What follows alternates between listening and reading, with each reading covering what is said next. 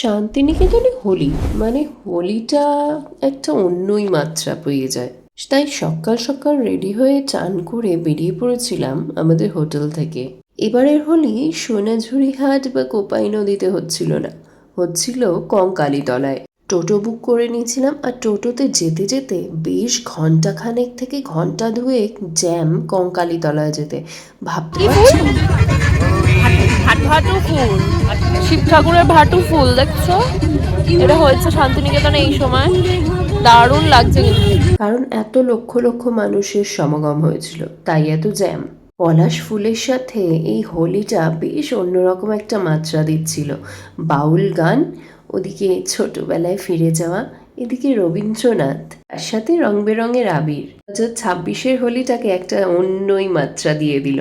দোল হোক কিংবা হোলি, অনেক তো কাটানো হয় লোকালি, কিন্তু এত সুন্দর আবেগ, এত সুন্দর যে হোলি বসন্ত উৎসব যেটাকে বলা হয়, সেটা সত্যি শান্তিনিকেতন গেলেই ফিল করা যায়।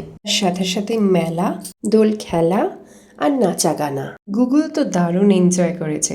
কোকিলের ডাক, পলাশের গন্ধ আর রং বেরঙে আবির, কেমন যেন হারিয়ে গেছিলাম। 2026-এর হোলিটা থেকে গেল স্মৃতির পাতায়। তোমরা তোমাদের বসন্ত উৎসব কেমন ভাবে কাটালে সেটা কমেন্টে জানাতে ভুলো না।